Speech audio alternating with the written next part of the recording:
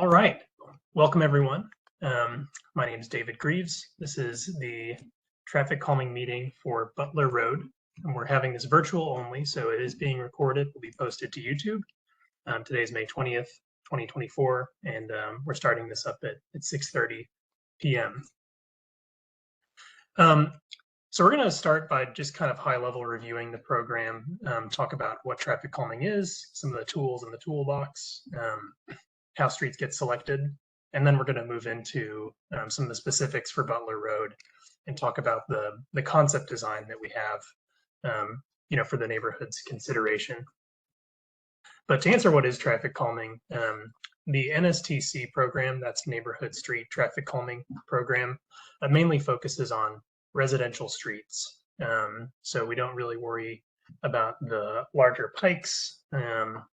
Certainly like industrial districts and commercial areas aren't really what we're looking to work on here.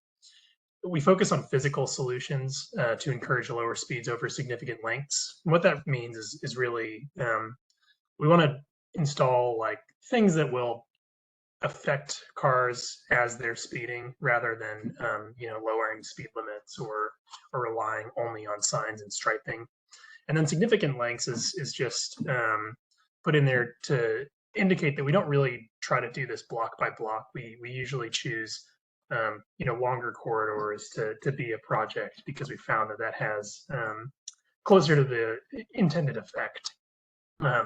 And then lastly, we really focus on speed reduction as the primary goal of this program, and that all ties into safety. So there are 3 E's of traffic calming: education, enforcement, and engineering. You'll see engineering, bold and underlined here because that's really what NDOT has the ability to make decisions on and affect. Education, certainly, we can do some of that, by encouraging people to drive slower, making them aware of the dangers that, that risk poses. And then enforcement, that's mainly in the hands of Metro Nashville Police Department. So they're able to write tickets and things for things like speeding. But we try to design, roads that don't encourage speeding rather than, asking our police officers to spend all their time, hanging out on neighborhood streets writing tickets. This is a program that ties into Vision Zero. That's an initiative that imagines a world where nobody is killed on our city streets. And the way this fits in is lowering speeds so that if somebody was struck by a vehicle while they're walking, around in their neighborhood, they don't have as high a chance of being killed. So this graphic presents some research done by the National Transportation Safety Board, and it really demonstrates the impact of lowering speeds on that survivability rate if somebody were struck. So at 45 miles an hour, of course, that is pretty fast, and most people, when they're hit by cars at that speed, are killed. If we get that closer to 25 miles an hour, kind of the speed that most neighborhoods are posted at, their chance of living goes way up. 89% certainly isn't 100. It'd be nice if it were, but it is much better. This is a really popular program. So when Butler Road was selected, that is, there were over 480 applications on file that we were choosing from. And we were only able to choose 25 streets for this 6-month cycle. So this map off to the right, that's a map of all the traffic calming projects that have applied. And you'll see that they're really all over the county. Some in more areas than others. It mainly correlates to density. We don't get a lot of requests like on the really rural back roads, but pretty much every district is represented in the traffic calming program to some degree. There are a few things that the traffic calming program does a lot and can do, and there are all kinds of things that will sort of fall outside of the options that we have to talk about here tonight. So things like sidewalks, bikeways, smaller stuff like trash, debris in the road, stop signs. Those are all examples of things that can be requested through Hub Nashville. That's 311 is the phone number. It's a website, and it's also an app you can get on your phone. But this is a good way to sort of make any requests to the city, whether it's about streets and roads or any other thing. You'll see some categories like public safety, trash and recycling, really anything Metro can do. They can have it requested through Hub. So we always want to make sure that folks are aware of this, while we're having this meeting. So how was Butler Road chosen? This is a little bit about how we prioritize streets. Which 25 rise to the top of that stack of 480 applications on file. And what we do is we collect some data after an application has been sent in, and that'll tell us how fast cars are going on a road and how many cars are going on a road. We'll also look at crash history over the last 3 years, so were any pedestrians or bicyclists actually struck by a vehicle and had that incident reported. And then those last two slices of the pie, those are non-driver accommodations and trip destinations. So non-driver accommodations is really just asking, does this street have a sidewalk, for pedestrians to walk in, or are we, forcing them to walk on the road, sharing the space with cars? And then trip destinations, do you have parks and schools, nearby? And we include that because we know that things like parks and schools do attract people walking to them. We'd like for people to be able to walk to school and their local park. So that's sort of how that gets considered in our prioritization process. But I guess before we move on, we can take a pause for any questions that y'all might have. More than welcome to throw it in the chat, or this is a good time to come off mute if you'd rather ask aloud. Either works for me. Hey, real quick, can you let us know when the initial application for this was filed, just so that we'll have, because I know it took us a little while to get selected, but just to be able to give us context for the numbers that you're about to show. Yeah, I actually don't have that date on hand. I can look through the applications and get back to you. Okay, that's fine. If the applicant is on and remembers when they submitted it, that may be helpful. It was like September or October of last year, I think. It was whatever the last cycle was for the open applications. Oh, great. Yeah, well, so that was a while ago for sure, but in the realm of traffic calming, that's actually pretty quick, since you were selected the next cycle that we were choosing. Yeah, I thought this was like 4 years old, so little do I know. That's all right. Sometimes 6 months feels like 4 years.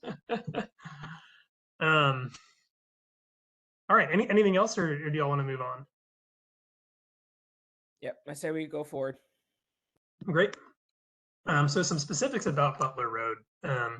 Like I said, we went out and collected some data on this street, and we measured an 85th percent speed of 45 miles an hour.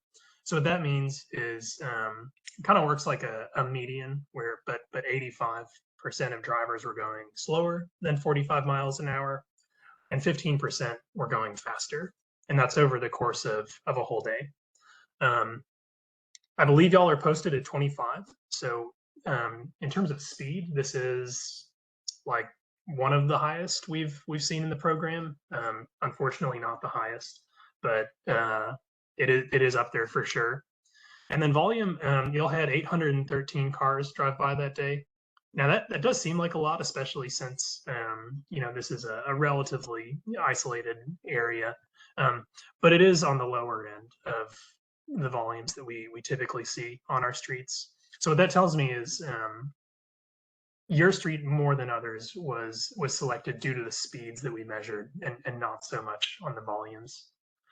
And then this is a street that varies in width quite a bit over the length of it, from 21 to 28 feet. Y'all are probably aware, but the wider section is in that neighborhood area that's a little bit newer, and then the 21-foot section is sort of the parts that connect to those other collector roads. Here's a map of the project. It's the whole street. Y'all's block is not incredibly long, but what we can also see on this is a few other data points. So this is a screenshot of Nashville's traffic calming tracker, and what this shows us is streets that have applied but not been selected. Those are these thin purple lines. Streets that have been selected, yours included, are showing up in this kind of lime green. And then streets where a project has been implemented, either with vertical measures, we'll talk about that next, or something else, will show up in blue here. So you're more than welcome to go on NDOT's website and kind of explore what other streets in the neighborhood have had this done already or are asking for it to be done. And as you can see from this map, there are quite a few in y'all's neck of the woods that have been chosen in the past and been chosen this cycle. Let me get back to, yeah, there we go. So next we're going to talk about some of the tools in the toolkit. We'll basically cover everything that traffic calming does. Not all of these are going to be a great fit for a road like Butler Road, but we can speak to sort of how we make those decisions and what all goes into our design process as much as y'all care to do. Certainly happy to answer whatever questions come up. The number one tool we use are speed cushions. Anyone who's familiar with the program will probably assume that because we do put a lot of these out. The reason that these are sort of the default measure we go to is because they're a physical device that will affect speeds rather than something like a sign that flashes your speed at you or some different striping. And the main difference there is that it's not optional. Like any vehicle will have to interact with these somehow as they're traveling down your street. Some fun facts, they're about 3 inches high. That can sometimes come as a surprise to people since it's not really that large relative to things like speed bumps. They're 6 feet wide. That's really deliberate. Basically, that's kind of a middle ground between affecting single occupant vehicles, sedans and trucks and things, but not affecting those larger vehicles like fire trucks and ambulances as much. So the thought behind that width is, if you've got a fire truck, you're able to sort of hit that in the center and roll your wheels over those sloped sides. But a narrower wheelbase, will have to go over it in one way or another. They do come in a variety of lengths, 7 feet, 10.5, and 14. Those are mainly chosen based on the speed we're targeting. So on collector roads that are posted 30 miles an hour, we'll consider 14 because we aren't really asking people to slow down to that 15, 20 mile an hour range. The 10.5 and the 7, those are for more like lower target speeds. Most neighborhoods will get one of those two. And the rest really kind of just depends on the context and how many are we proposing in a row, things like that. Closely related to speed cushions are speed tables. They're made out of the same rubber modules. The only difference really is these stretch all the way across the road. These basically work the same, but they don't have that same benefit to emergency vehicle operators that speed cushions do.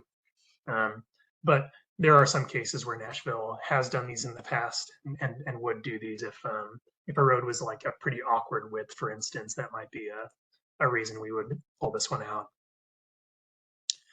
And I mentioned that NDOT really prefers these as kind of the basis of these designs, and that's because they know they work.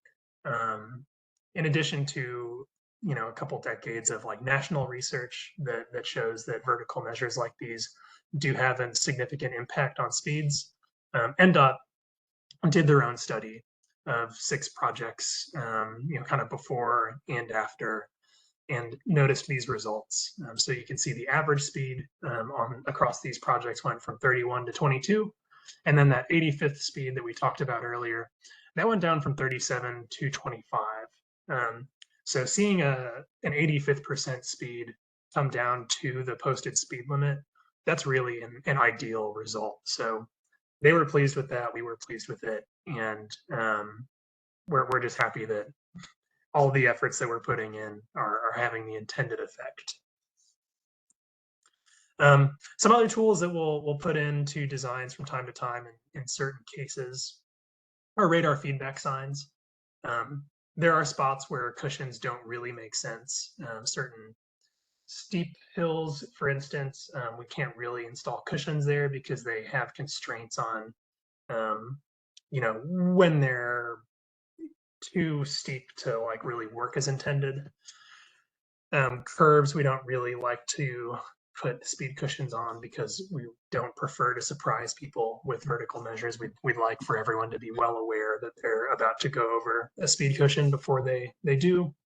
But these can have some impact to speeds, mainly for the people that aren't deliberately speeding, because it will show the speed that you're going, and if it wasn't your intention to be going faster, then is safe.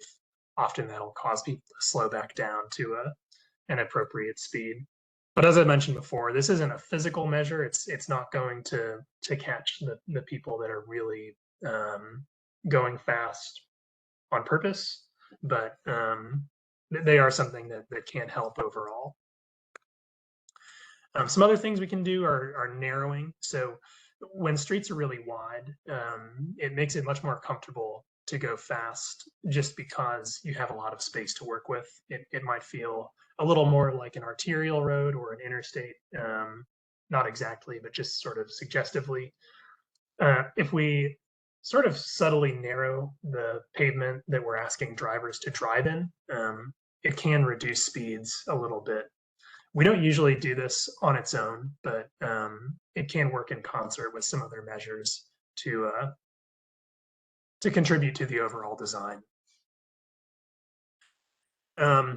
On wide intersections or ones where we see a lot of parallel parking, particularly when it might be blocking sight distances and making it hard to see pedestrians crossing the road, we'll do things called bulb outs. So these are paint markings and delineators that shrink the area of an intersection.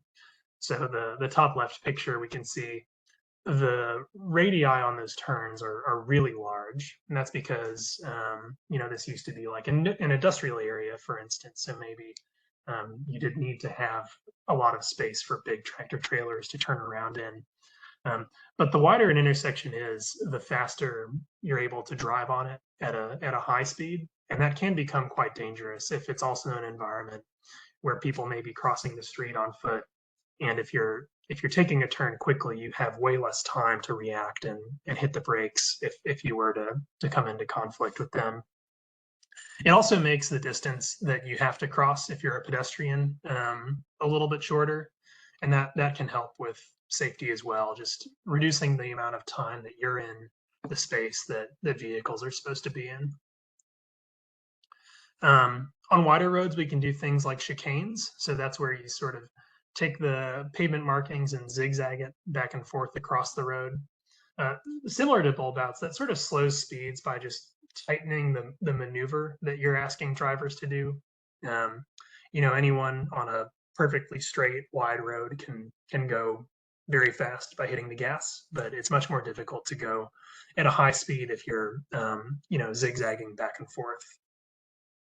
We try to avoid this in areas where there's a lot of on-street parking, because when we do that back and forth motion, it reduces the number of parking spaces available, and we don't want to take away the spot that somebody is storing their vehicle.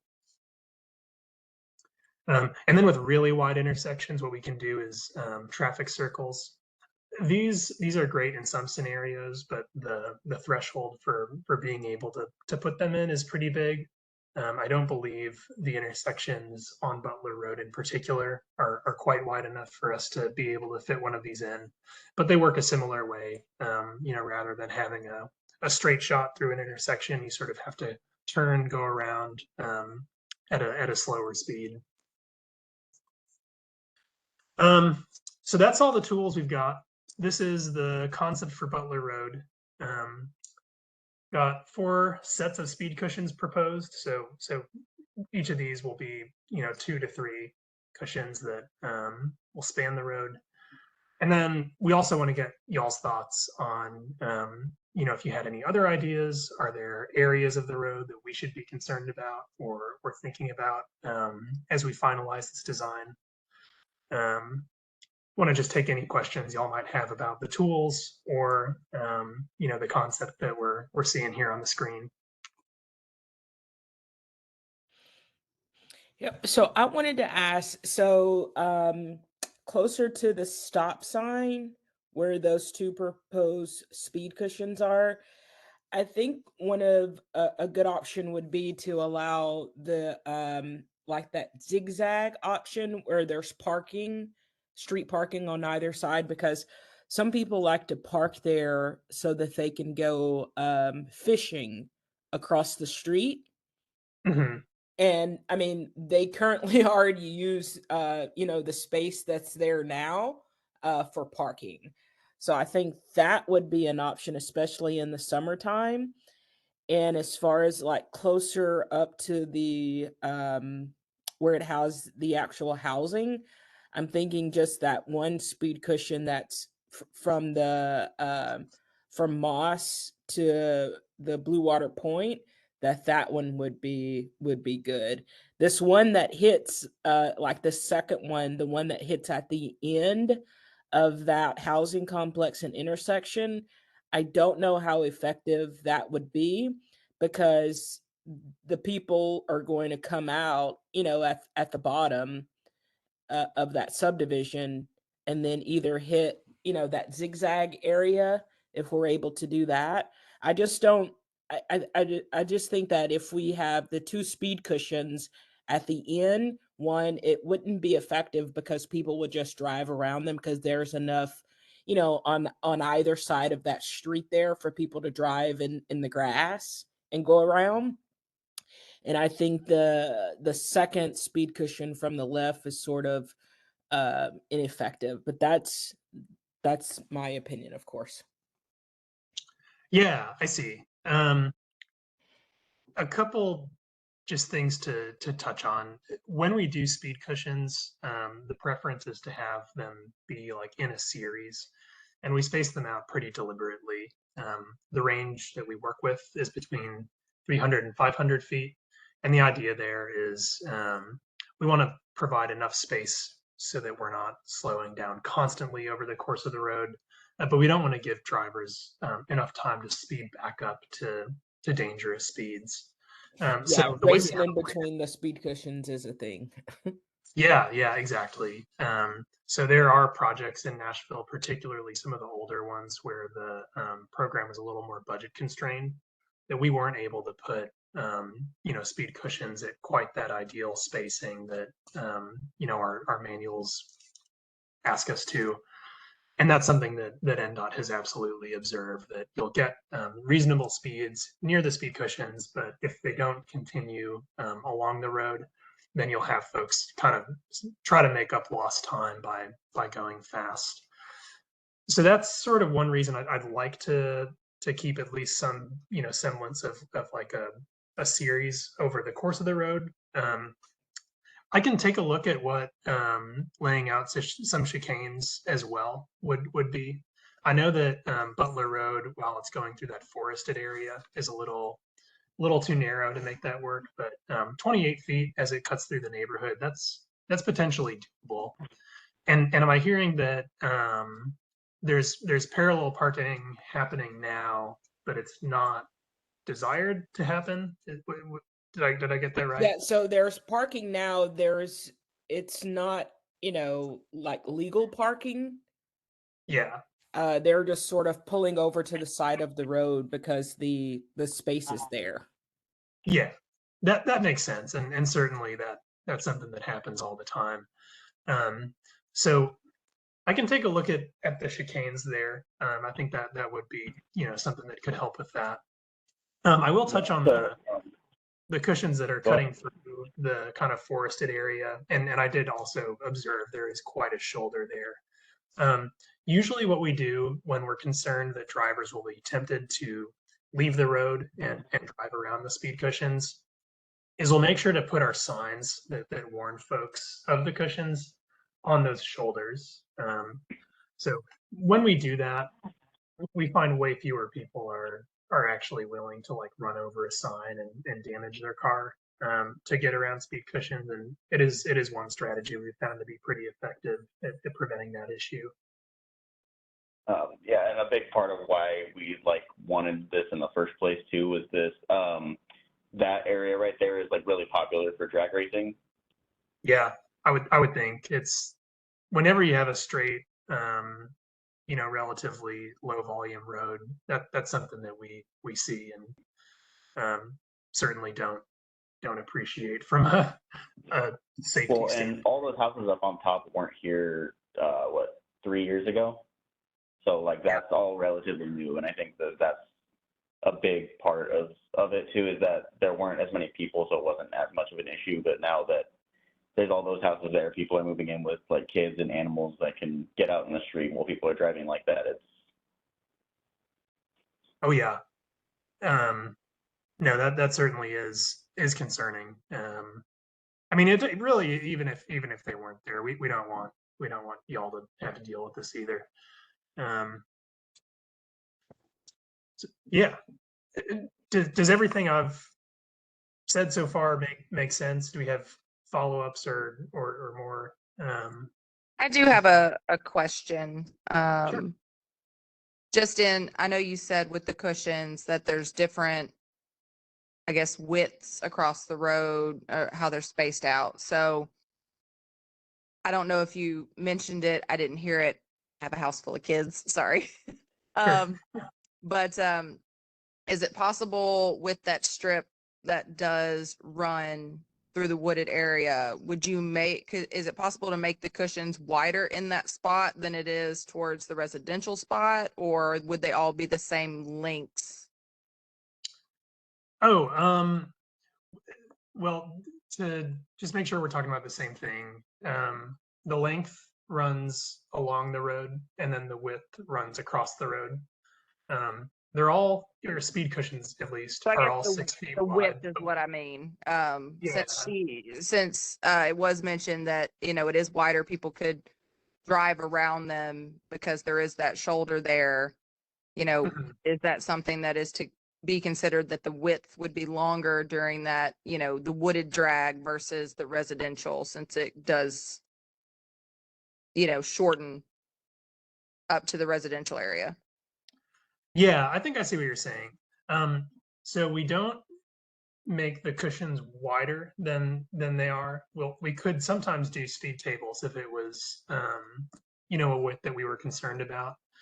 A 21-foot road, though, like it is there, looks kind of like the picture on the top left, but even a little narrower than that.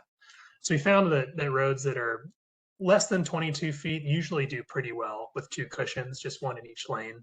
And then if there is like a navigable shoulder, that's when we'll put those signs, kind of like they're shown there, just in a spot where they're gonna prevent people from driving off the road and around them. Does that make sense?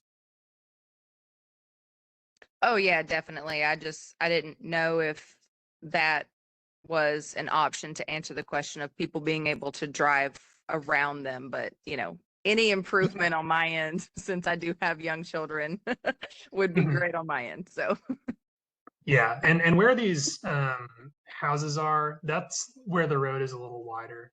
So 28 feet. We'll certainly do more than 2 cushions there. Likely 3. I don't think 4 would fit, but 3 should certainly cover it. Any other design questions? Next we can kind of talk about what else will happen with this project, sort of the next steps, and when it will get implemented and voted on and all that.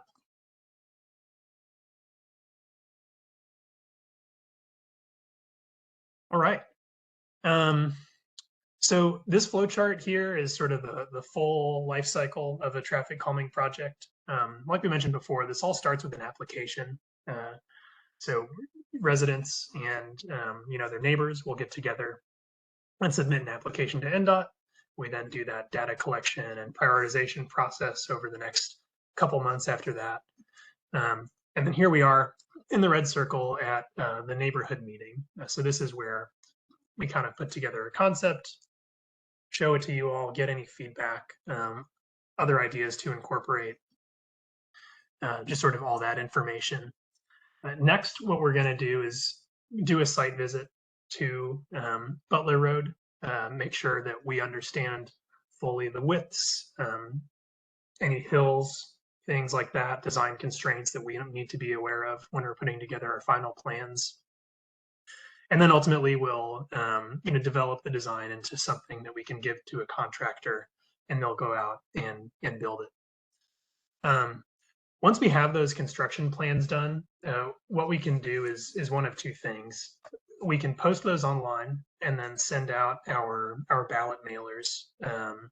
So each person that lives along Butler Road will get a mailer in their mailbox that sort of explains where you can find the plans online to review them, how to submit your vote online.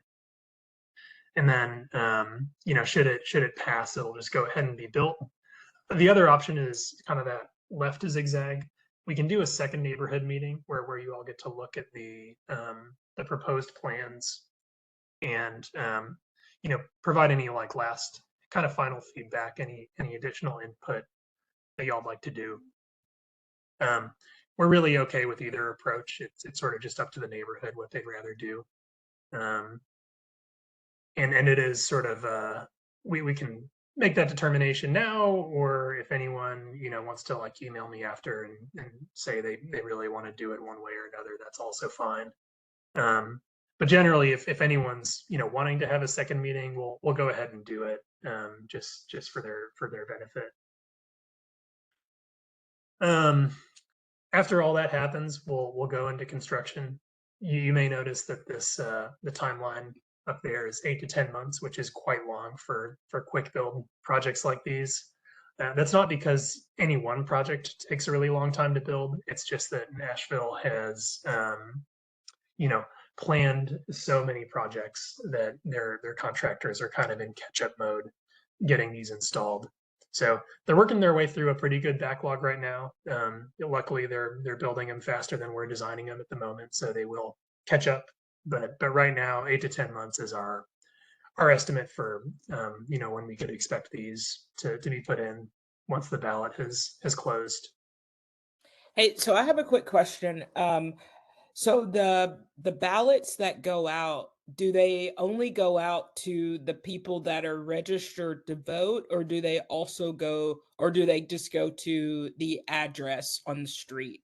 Because there are some renters in that complex, that subdivision, and I want to make sure that they're able to weigh in as well. Yeah, unfortunately, it is even more complicated than that. So we use Metro's public records to send out the ballots, which means these will go to the address listed in Metro's parcel viewer as the owner of that property. So if you are renting, that piece of mail is going to go to the landlord of that property. So the way they can weigh in is just by asking that their landlord vote yes. They could say, hey, you're going to get a piece of mail. We would really love if this neighborhood were more pleasant and safer. And hopefully they would agree with that and go online and vote yes. But that is the kind of the group that is voting yay or nay on these. That being said, renters are more than welcome to come to this meeting, a second meeting, and we will absolutely listen to the feedback they have about the design, and anything else they'd like to contribute. Got it. And so I know, so we have 2 other streets, luckily, that were selected for traffic calming, but can you explain to everyone how that voting process works? Definitely. Yeah, so I've come to this slide. This is sort of one of 2 that we're going to look at. basically, we send this ballot to that list of owners there, and each one has a unique ID code.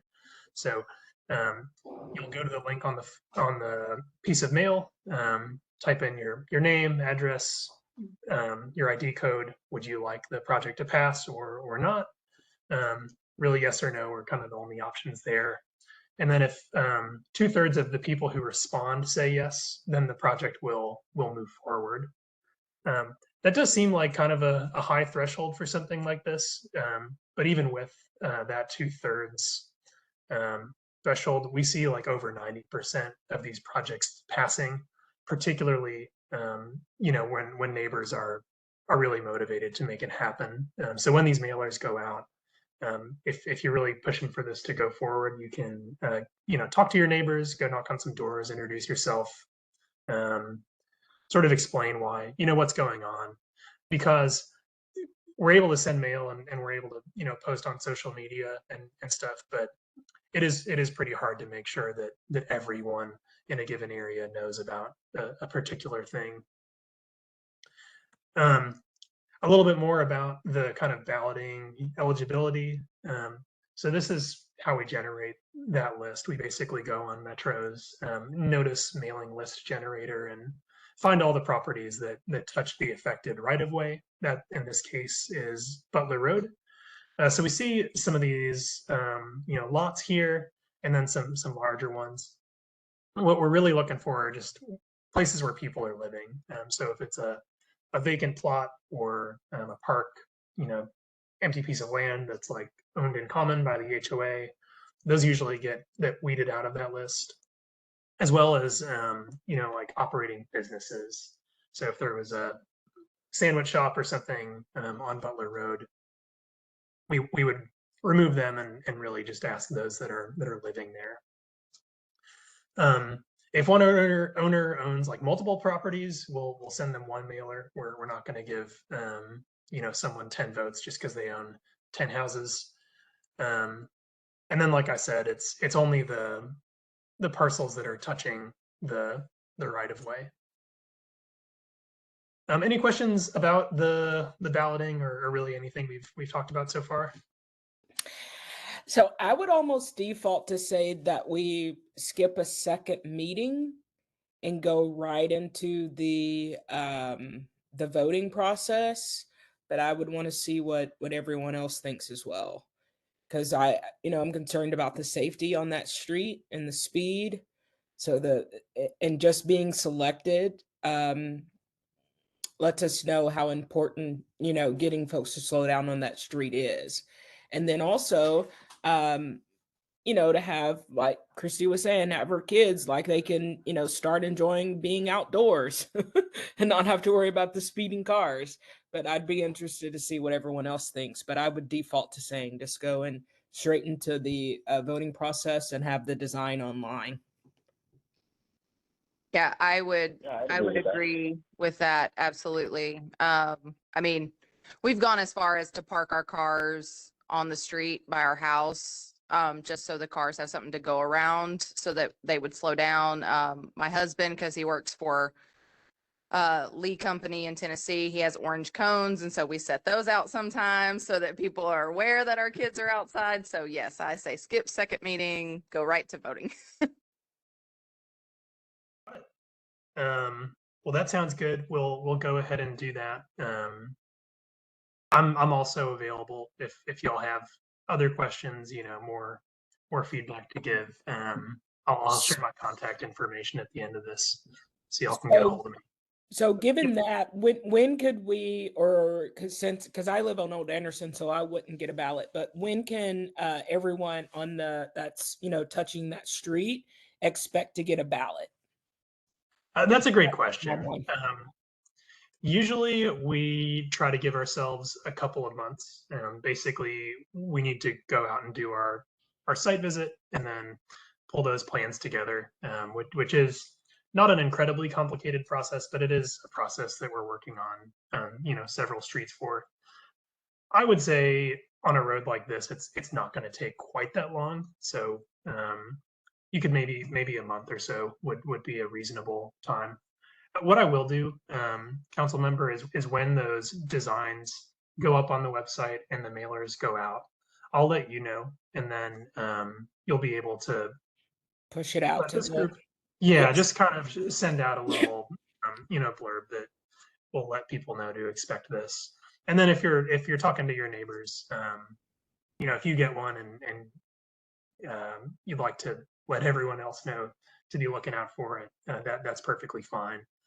I'll also say this: if anyone thinks they should have gotten a mailer and hasn't gotten one, please reach out to me and NDOT. We're more than happy to just tell someone what their code is if they didn't get a mailer. That's perfectly fine, and does happen from time to time because if anyone is like me, they are not great about looking at every piece of mail they get in a timely manner. Yeah, especially these little postcards. Yeah, no doubt. So definitely, communicate with your neighbors and make sure we want everyone to be able to vote and express their preference on this. Anything else? I'm happy to stick around as long as we need. We can go back to the design, take a look, or really just whatever y'all are in for. I'm all set. Just hurry up. This is a quick way to say it. You got it. Right. Well, yeah. Luckily, y'all are meeting number 2 on our list of 25, so you've got a head start at the very least. Awesome. Cool. Well, thank you for taking the time, David. Appreciate it. Of course. Thank you all. All right. Bye-bye.